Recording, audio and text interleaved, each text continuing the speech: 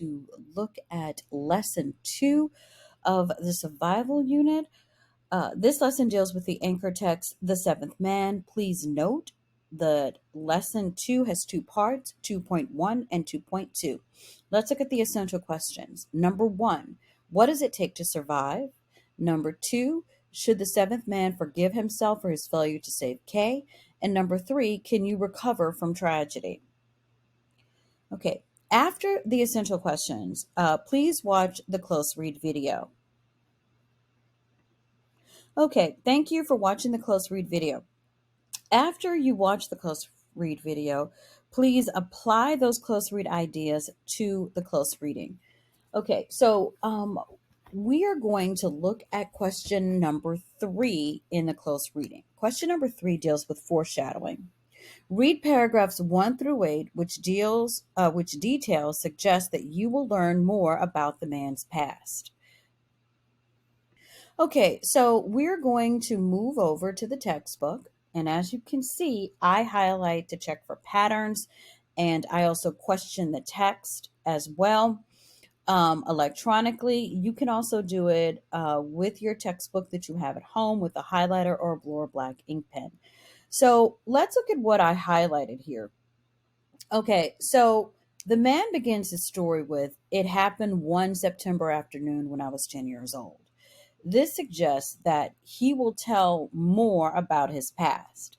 And then let's go to paragraph 5. Paragraph 5, the man says the event took away precious years that can never be replaced, hinting that he will tell more about the event. And in paragraph 8, the man says, "In my case, it was a wave again," suggesting that he will explain what happened later in the past. Okay, let's move on to close read question number 5. Close read question number 5 is divided into 3 parts. Read paragraph 12. Give at least 2 to 3 examples of Murakami's description of the storm that appeals to the sense of sight. What is being compared? What picture does each detail create in the reader's mind? How do these descriptions help you visualize the tycoon? So we are going to go to paragraph 12. I am not going to read paragraph 12. I'm going to let you read paragraph 12, and then we will be back.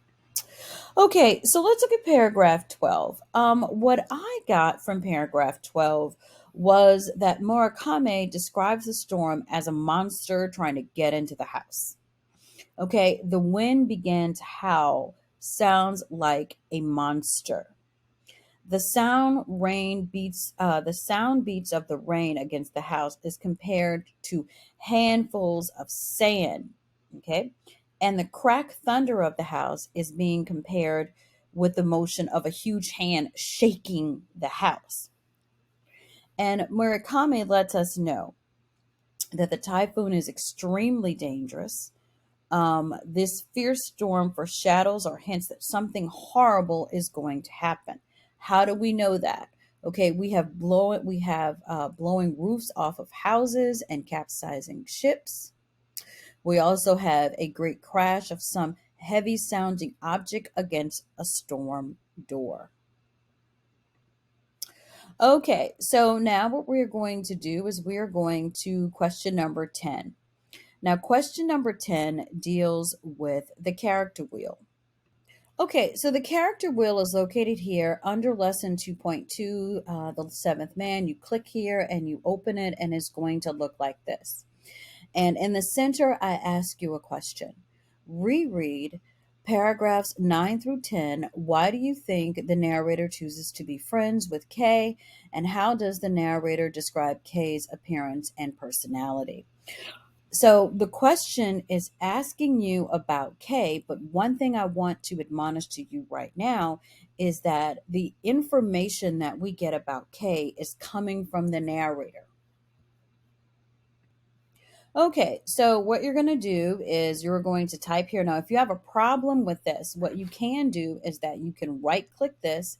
You can click on edit text, and then the cursor will appear, and then you can begin typing. Now, what goes in each one of these circles? What goes into each one of these circles is this. what the character says, what the character does, what others say about the character, and what the character thinks. Okay, so this question deals with the seventh man giving us information about Kay. So, Ms. Collins, which character are we talking about? Okay, we're talking about the narrator's perceptions of Kay. So, what does the narrator say about Kay? What does the narrator do with Kay? And what does the narrator say about Kay? And what does the narrator think about Kay? Okay? Okay, so when you are finished with the character wheel, what you will then do is you will move on to 2.2. Okay? Now, 2.2 has the same essential questions. Okay, now, um, you do not have to go over the essential questions again, and you do not have to watch the close read video again. You can just move forward. Okay, so we're going to look at close read question number two. Close read question number two, you analyze first person narrative. Give examples of the narrator's perceptions. In paragraph 37, what determination does the narrator possess in this section of the story? Okay, so I'm going to go to my textbook, and as I said before, I tend to highlight. And so I'm looking at, I myself have trouble accepting it even now. I can't explain what I saw any better than you can, but I know it was no illusion, no hallucination. I'm telling you as honestly as I can what happened at that moment, what really happened. And those sentences right there caused me to question what I was listening to from the narrator. The narrator wants to be believed, and since he relies on his memory and perceptions, his accounts may not be reliable. And so that leads me to think that he is an unreliable narrator. And please remember that a first person narrator relies on the narrator's memory and perception, no matter what story you read. And please remember, eyewitness testimony is always questionable. Okay? So remember, use the close reading strategies where you question the text. Okay, we're going to go ahead and we are going to look at question number 5, which is the close read. Read paragraphs 45 and 46. Give examples of the verbs that describe the time frame. Why has the author switched from past tense verbs in paragraph 45 to present tense verbs in paragraph 46? What shift in the story's time frame is revealed through the use of verbs? Okay, so we're going to move to the textbook and we're going to look at that. And as I said before, I tend to highlight so I know to give evidence. Okay, so we have pleaded, understood, made, finish, stayed, all in the past tense.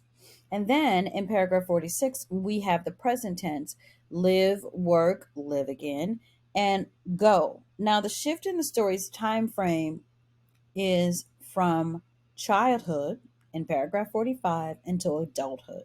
So the adult narrator reflects on events from his childhood. Okay, that's the frame of the story.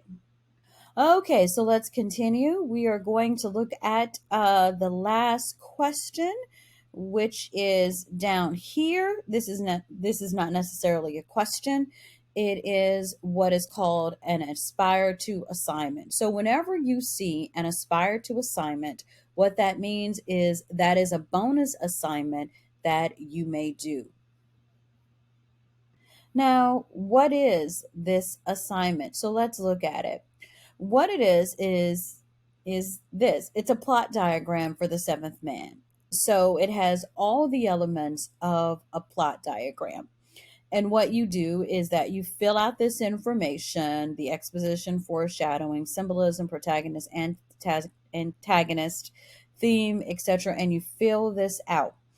And please remember that an Aspire to assignment is a choice. You do not have to do the assignment, it is your choice. Okay? So once you have turned in 2.1, 2.2, and you have turned in the character wheel, you may press submit on your assignment. If you want to do the plot diagram, remember that is an option for you to take. If you have any questions or concerns, please email me at tcollins@ebrschools.org, place a message in GoGuardian, or speak aloud in class.